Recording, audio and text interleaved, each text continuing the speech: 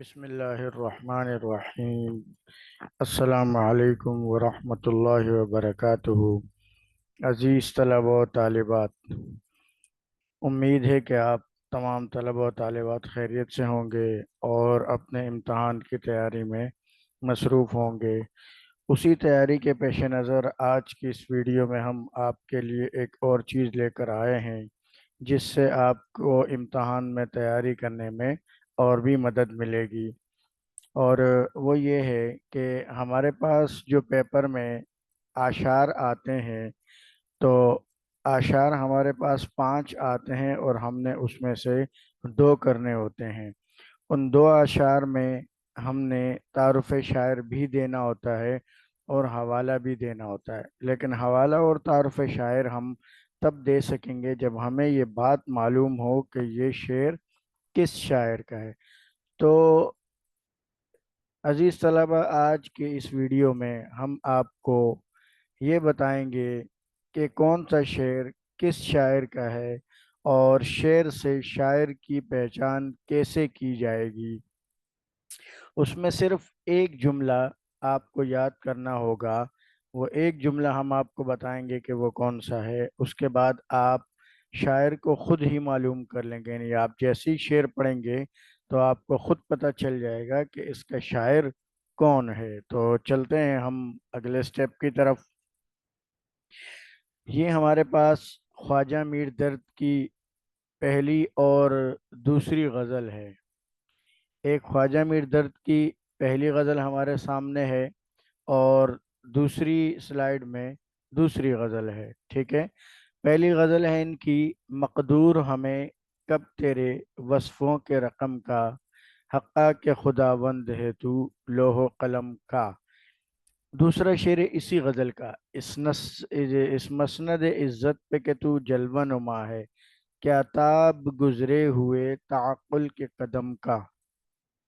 دوسری غزل خواجہ میر درد کی: ارض و سما کہاں تیری وسعت کو پا سکے، میرا ہی دل ہے وہ کہ جہاں تو سما سکے، وحدت میں تیری حرف دوئی کا نہ آ سکے، آئینہ کیا مجال تجھے منہ دکھا سکے۔ تو اب ہم نے دیکھا اسٹوڈنٹ اس میں کہ آخری لفظ ہے ان کی پہلی غزل کا اور دوسری غزل کا ہے سکے۔ تو ہم نے اس کو ایک جملے کے اندر بند کر دیے یہاں پہ کہ میر درد کا سا شاعر پیدا نہ ہو سکے۔ اس میں یہ 3 چیزیں آپ کے سامنے، ایک تو شاعر کا نام آ گیا، ایک ان کی پہلی غزل کا آخر آ گیا، اور ایک ان کی دوسری غزل کا آخر ہے۔ یعنی یہ ایک جملہ جب آپ اپنے پاس لکھیں گے تو اس میں آپ کے پاس یہ دونوں جو الفاظ ہیں یہ ایک قسم کے کلو ہیں کہ یہ آپ کو بتائیں گے کہ بھائی یہ اگر کوئی شعر ایسا آ جاتا ہے کہ اس کے آخر میں کا اور سکے ہے تو وہ خواجہ میر درد کا شعر ہوگا۔ اس کے بعد دوسرے جو شاعر ہیں 11ویں جماعت کی اردو کی کتاب میں، وہ ہیں میر تقی میر۔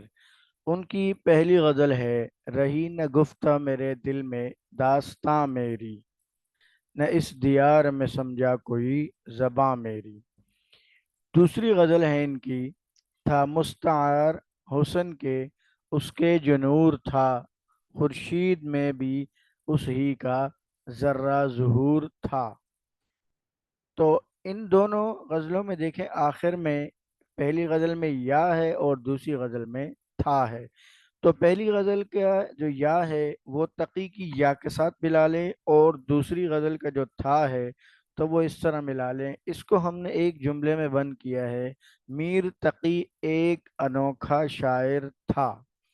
اب میر تقی نام بھی آ گیا، پہلی غزل کا آخری لفظ بھی آ گیا، ایک انوکھا شاعر تھا، یہاں پر دوسری غزل کا تھا بھی آ گیا آپ کے سامنے۔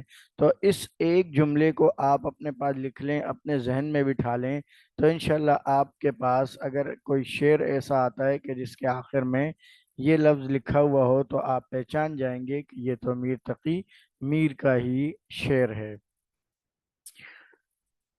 تیسری غزل تیسرے شاعر آپ کی اردو کی 11ویں جماعت کی کتاب میں ہیں حیدر علی آتش۔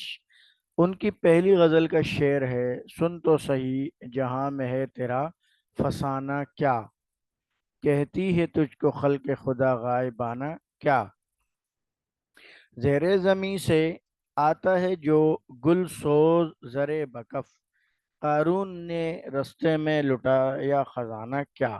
دوسری غزل کا پہلا شعر ہے، چمن میں رہنے دے کون آشیاں نہیں معلوم، نہال کس کو کرے باغباں نہیں معلوم، اخیر ہو گئے غفلت میں دن جوانی کے، بہار عمر ہوئی کب خزاں نہیں معلوم۔ تو اس میں آپ نے دیکھا کہ پہلی غزل میں کیا اور دوسری غزل میں معلوم، تو اس کو ہم نے ایک جملے میں ایسے بند کیا کہ حیدر علی آتش کی حیثیت لوگوں کو کیا معلوم ہے۔ اس میں بھی وہی تین چیزیں کہ حیدر علی آتش شاعر کا نام آ گیا، اور کیا پہلی غزل کا آخر، اور معلوم دوسری غزل کا آخر، یعنی جو لفظ ہمارے پاس اس جملے میں پہلا آئے گا تو وہ پہلی غزل، اور جو دوسرا آئے گا دوسری غزل۔ تو اس سے ہمیں معلوم ہو جائے گا شاعر کے نام سے کہ بھائی یہ لفظ اگر آخر میں آ رہا ہے تو اس کے شاعر کون ہے۔ چوتھے شاعر ہماری اردو کی 11ویں کتاب میں ہے مرزا غالب، اور ان کی غزل کا پہلا شعر ہے، دل ناداں تجھے ہوا کیا ہے، آخر اس درد کی دوا کیا ہے، میں بھی منہ میں زباں رکھتا ہوں، کاش پوچھو کہ مدعا کیا ہے۔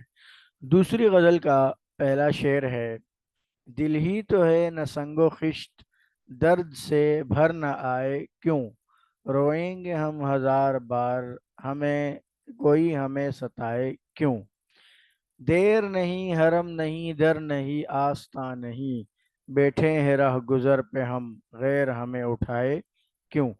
اب اس میں آپ نے دیکھا اسٹوڈنٹ کہ مرزا غالب کی پہلی غزل کا آخر کیا ہے اور دوسری غزل کا آخر ہے کیوں۔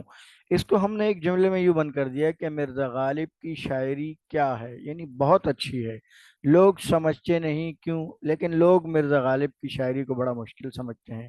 تو بہرحال یہ ایک سمپل سا جملہ ہے کہ جس میں شاعر کا نام بھی آ گیا اور اس کے آخر کے الفاظ بھی غزل کے آ گئے، جس کو اگر آپ یاد کر لیتے ہیں تو آپ کے لیے آسانی ہو جائے گی۔ تو اسٹوڈنٹ یہ آپ کے لیے ایک دل میں چیز آ رہی تھی کہ کچھ آسانی پیدا کی جائے طلبہ کے لیے، کیونکہ رٹا لگا کر یاد کرنا یا شاعر کے نام کو رٹنا تو یہ بعد میں تھوڑی مشکل ہو، یہ ٹیکنیکل چیزیں ہیں بیٹا، اگر آپ ان چیزوں کو اپنے ذہن میں بٹھا لیں تو یہ ایک ایسی چیز ہے کہ انشاءاللہ آپ کو اس کے رٹا لگانے کی ضرورت نہیں ہوگی۔ ایک بات بیٹا اس میں اور یاد رکھیں کہ یہ جو آخری لفظ کا سیم ہونا ہے تو یہ مطلب میں تو دونوں مصروں میں ہوگا، لیکن اس کے بعد والے مصروں میں دونوں میں کم ہی ہوگا۔